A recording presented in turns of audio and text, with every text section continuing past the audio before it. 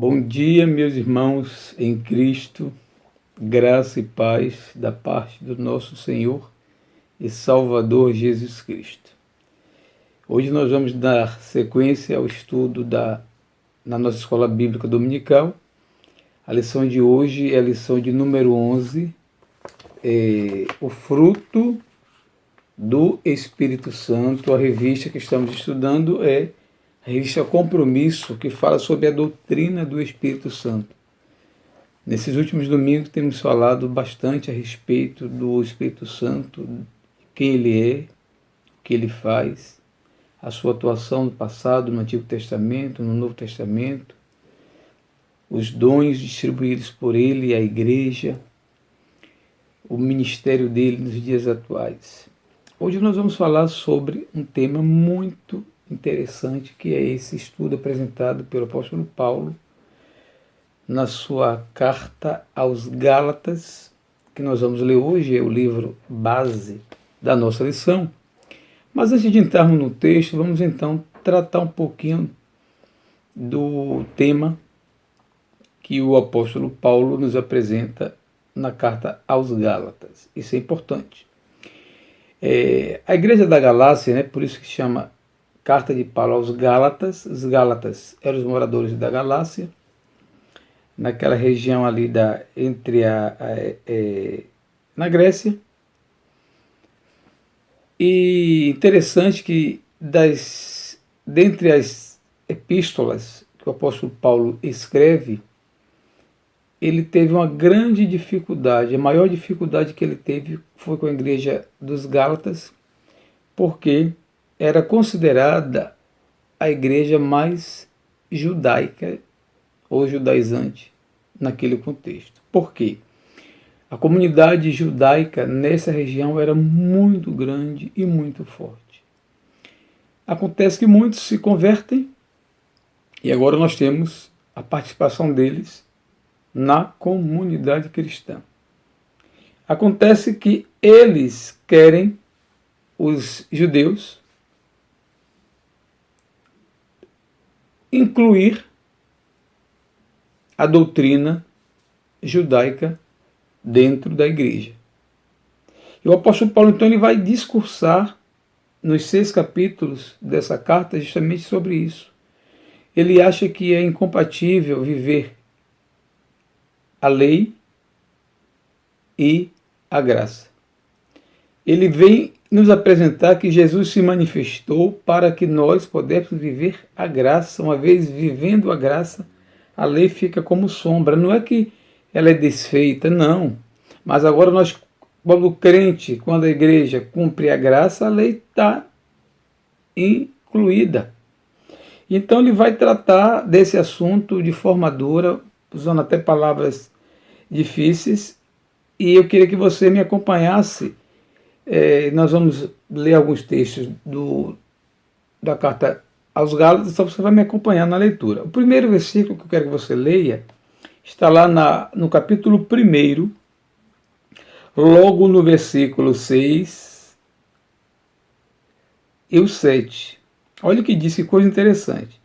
Admira-me que estejais passando tão depressa daquele que vos chamou na graça de Cristo para outro evangelho, o qual não é outro, senão que há alguns que vos perturbam e querem perverter o evangelho de Cristo.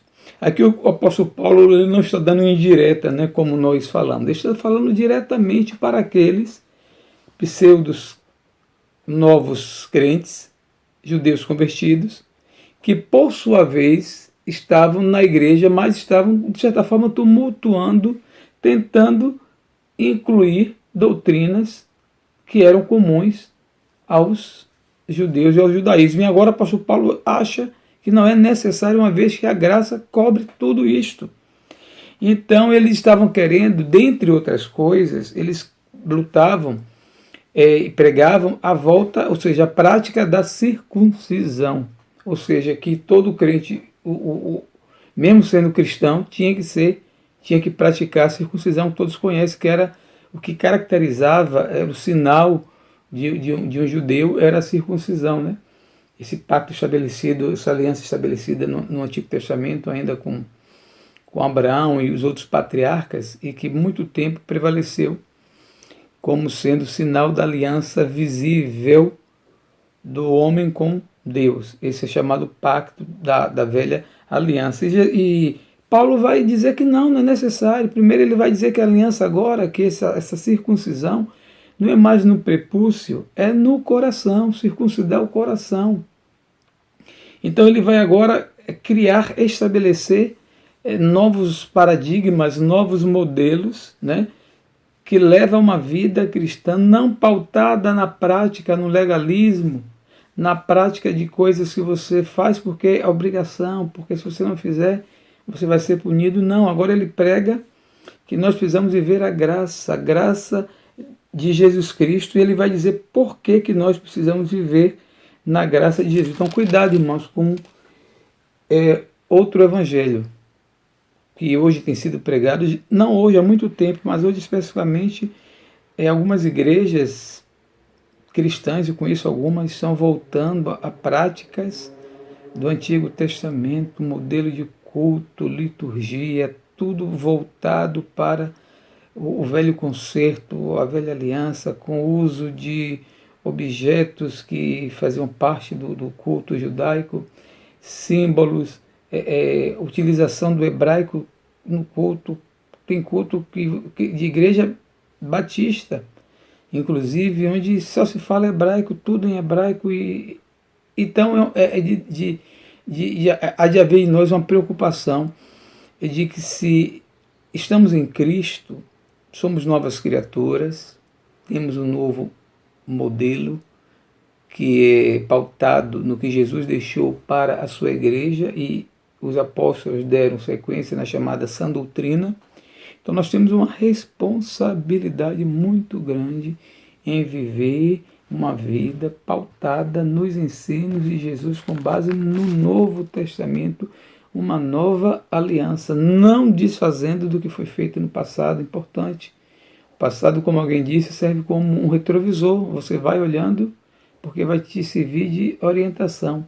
Mas você não pode ficar com o olho no retrovisor, você vai ter que olhar para frente.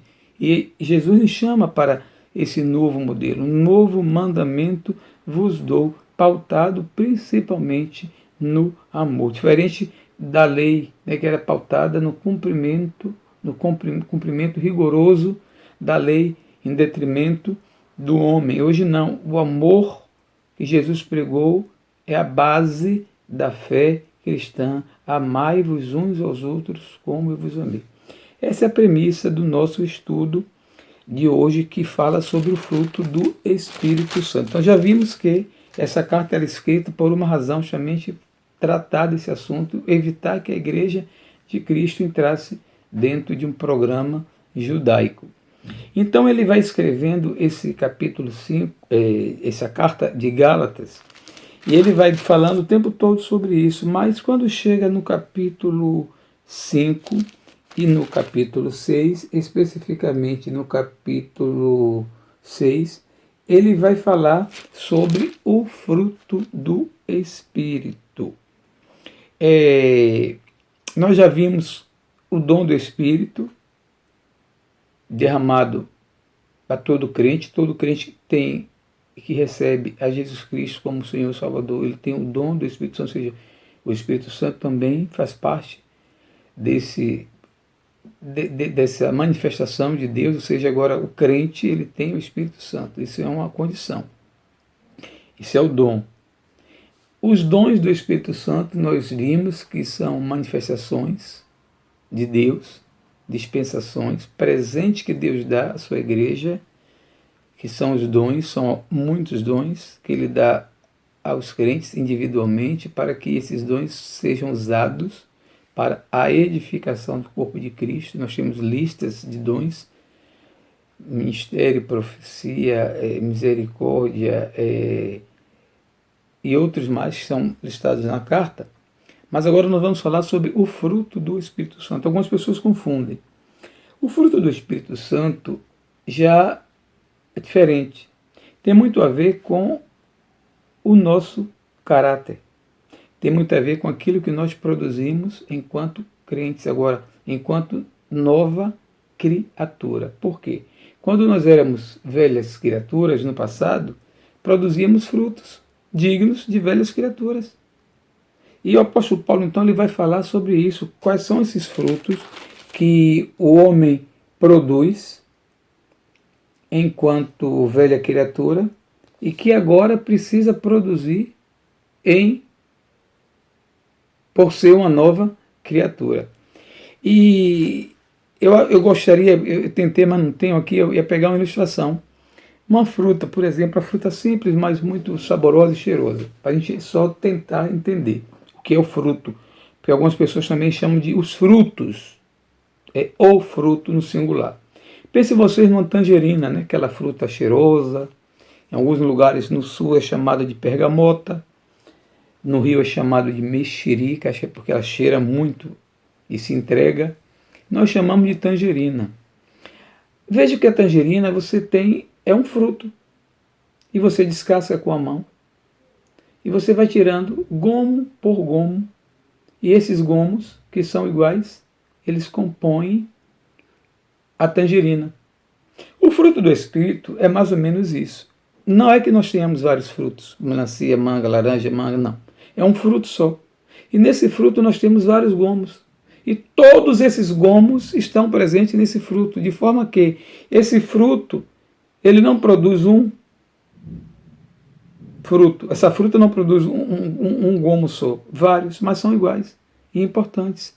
Então, nós não temos como dizer assim, eu tenho um dom do amor, mas não tenho um dom, não tenho o fruto da paciência, tenho o fruto do amor. Não. Temos que ter todos. Diferente de dons. O fruto é algo que precisamos ter. Todos precisamos ter todos esses. Mas vamos ver o texto que é para a gente entender melhor. Abra a sua Bíblia, capítulo 5 de Gálatas. Logo no versículo 16 do capítulo 5, ele diz assim: digo, porém, andai no Espírito e jamais satisfareis a concupiscência da carne. Porque a carne milita contra o Espírito e o Espírito contra a carne, porque são opostos entre si, para que não façais o que porventura seja do vosso querer. Ele vai dizer justamente isso, né, que nós vivemos uma dura realidade. Habita em nós o homem natural e o novo homem. O homem natural representa o velho homem, a carne. Aquilo que nós muitas vezes temos, as paixões, aquilo que tem, de certa forma, nos prejudicado. E também tem o novo homem. Esse novo homem, ele não anda como o anterior. Ele agora anda em espírito. Ele não mais satisfaz a vontade, o desejo da carne. Ele agora busca andar continuamente, o verbo andar, satisfazendo, fazendo a vontade de Deus, vivendo para agradar a Deus em tudo, em toda a sua vida, em toda a sua caminhada. E ele diz então, porque a carne, ou seja, há uma luta. O apóstolo Paulo vai falar muito bem sobre isso, quando ele diz que o bem que ele quer fazer, ele não faz, e o mal que ele não quer fazer, ele faz. E assim somos nós, né? No dia a dia lutamos conosco, buscando vencer, travando essa luta, né? E vence aquele que é melhor alimentado. Alguém já disse que dentro de nós tem dois cães ferozes, um feroz e um manso. Vence o que se alimenta melhor. Se você se alimentar espiritualmente, você vai ter um cão dócil dentro de você. Se você se alimentar só de carne, você vai ter um cão muito bravo. E precisamos então entender essa velha natureza para que a gente não fique, às vezes, tristes e surpresos, né, com aquilo que nós fazemos no dia a dia, que às vezes a gente fica pensando assim, poxa, não sei como é que eu fui fazer isso, não sei como eu fiz isso. E isso justamente é um reflexo de que nós não tratamos, né, do velho homem. Somos às vezes condicionados pelo fator familiar, herança familiar, aquilo que nos ensinaram, de como nós deveríamos nos comportar no dia a dia.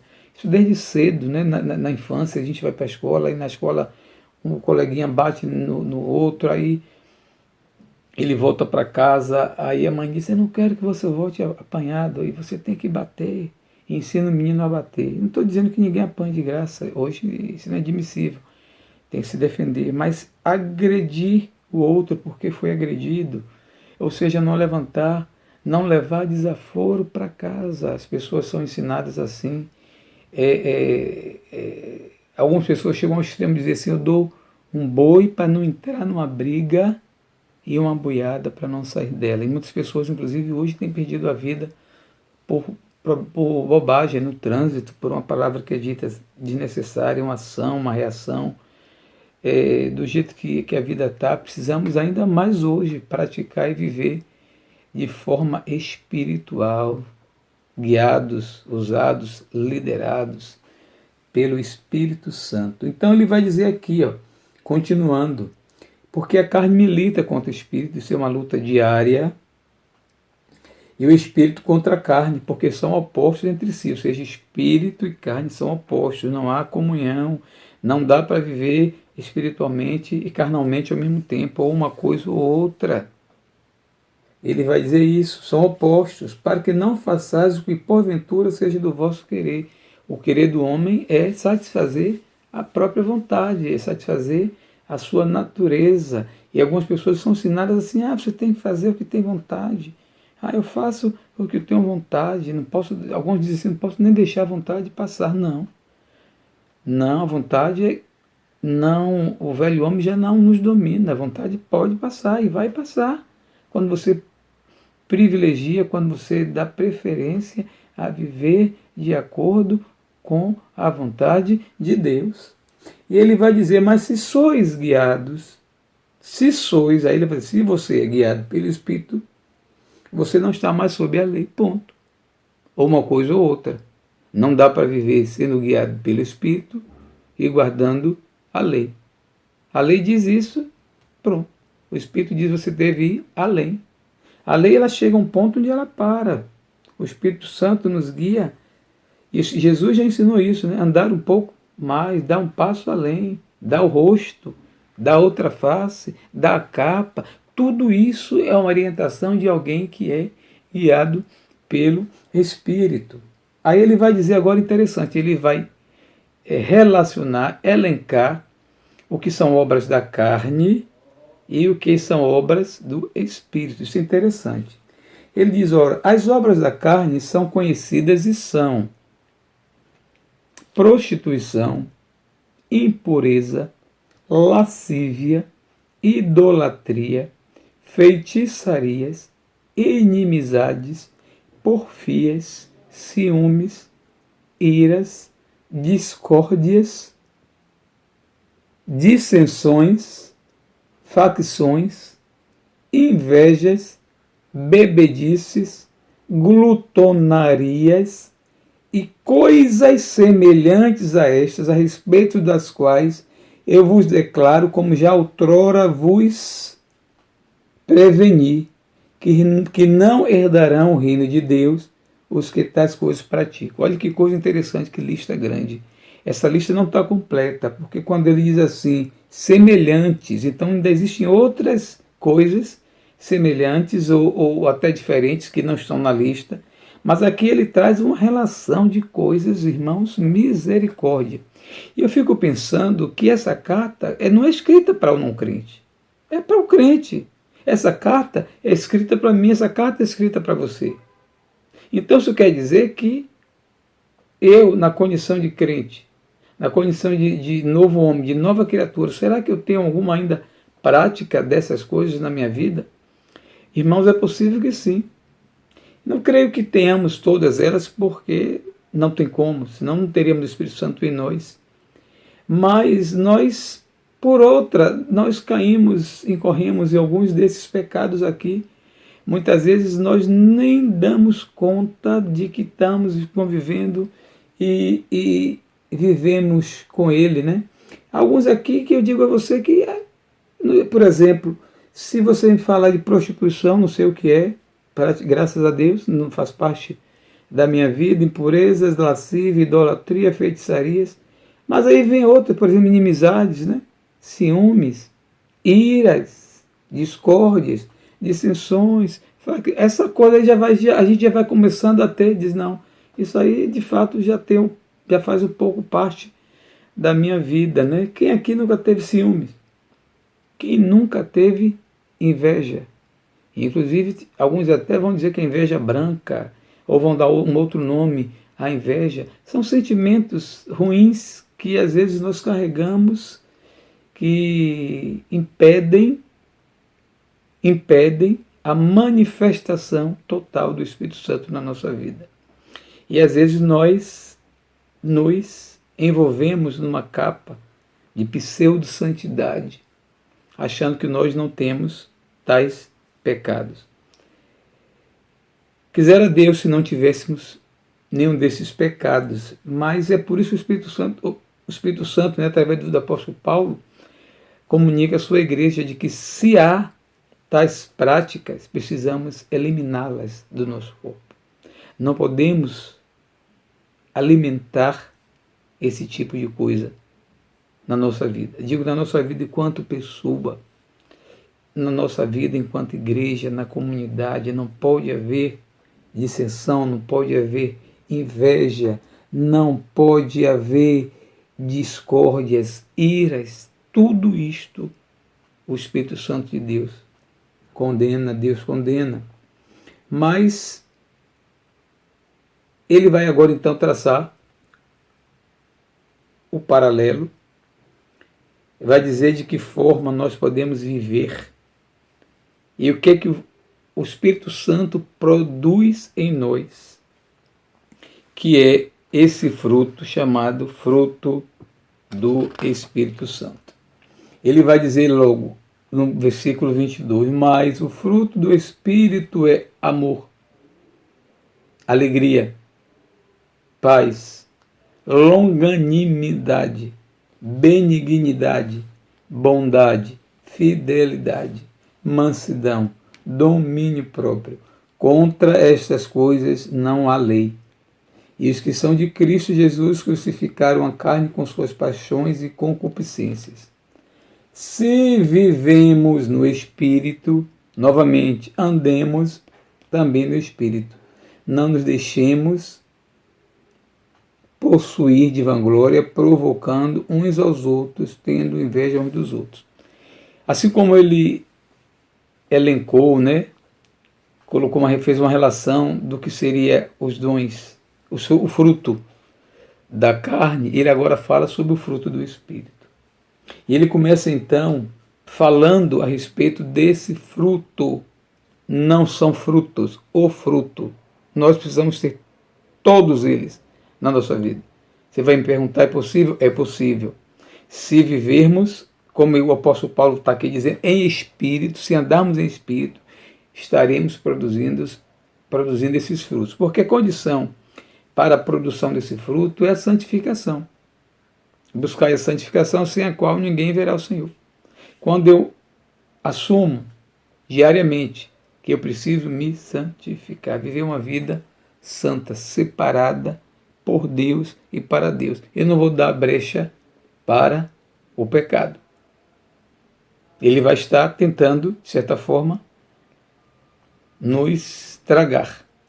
Mas quando nós optamos, escolhemos andar no Espírito, nós somos guiados pelo Espírito. O Espírito Santo nos direciona, irmãos, em tudo.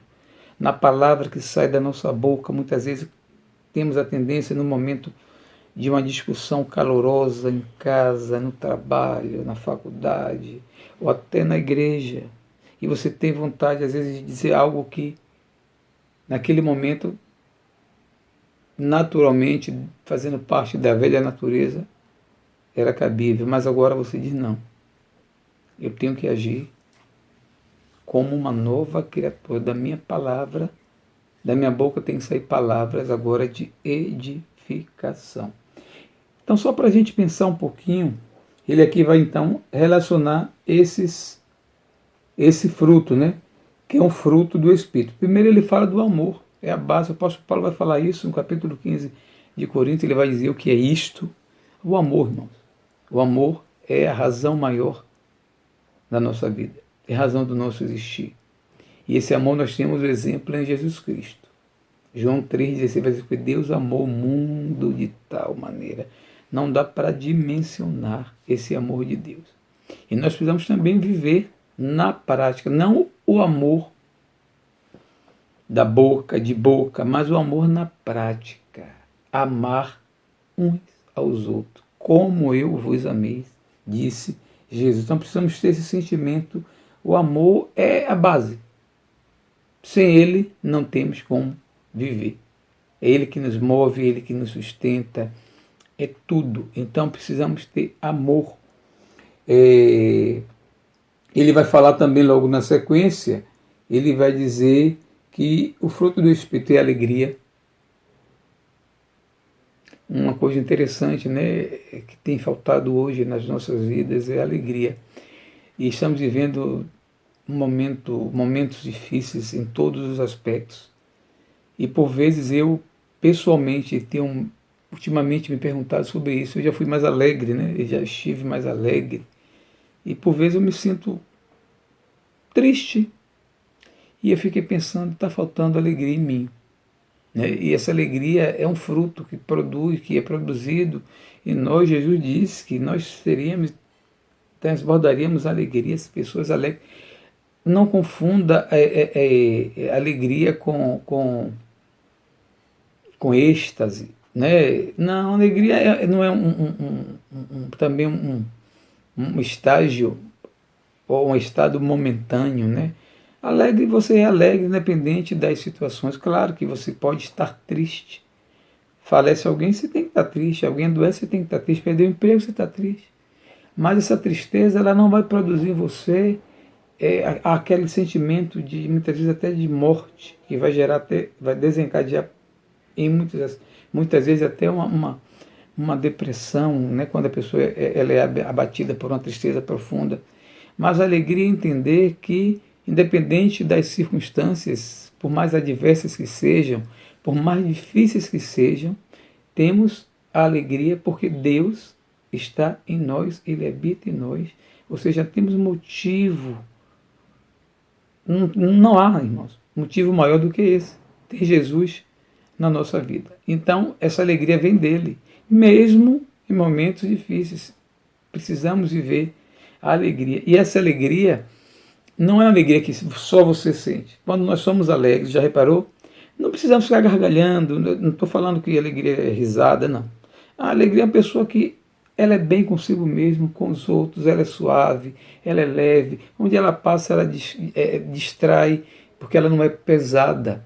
Ela não é uma pessoa, como alguns dizem, carregada. Não, é uma pessoa que se dispõe a deixar um ambiente mais leve, mais bonito.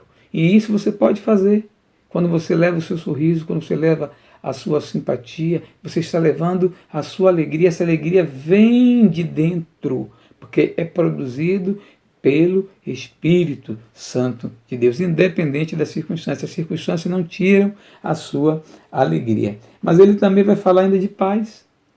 A paz é o fruto do Espírito Santo. Interessante que a paz não é, eu gosto de paz, também gosto. Jesus disse, bem-aventurados pacificadores. Pacificador não é quem gosta de paz. Pacificador é quem promove a paz. A pessoa cheia do Espírito Santo, que tem um dom do Espírito Santo, por onde ela vai, ela promove a paz. Temos um outro dom, longanimidade. A palavra não é tão simples. Longanimidade.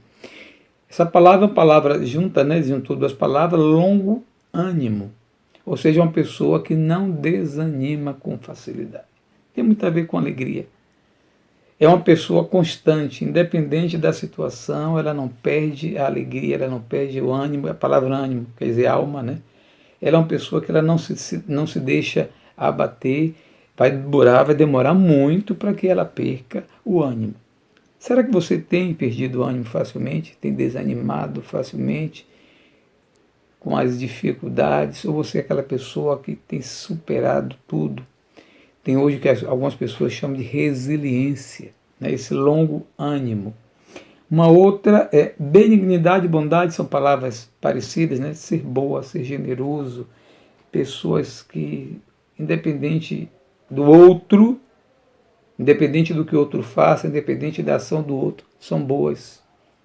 Não porque querem prêmio, mérito, mas porque entendem que são novas criaturas e têm o Espírito Santo em si e precisam agora atuar. Isso a gente faz de forma espontânea, de forma natural, quando nós fazemos o bem diariamente, né, as pessoas que estão ao nosso derredor, né, os domésticos da fé também, aquelas pessoas que precisam de uma ajuda e nós socorrimos, nós somos pessoas boas.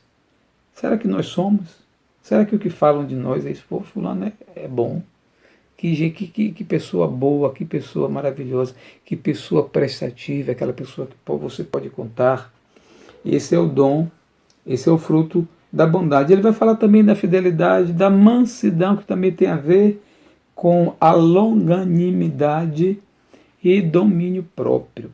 Né? Domínio próprio é um dom assim importante, é você se dominar, não deixar que a sua natureza te domine, que os excessos, que as práticas do passado sejam ainda presentes na sua vida.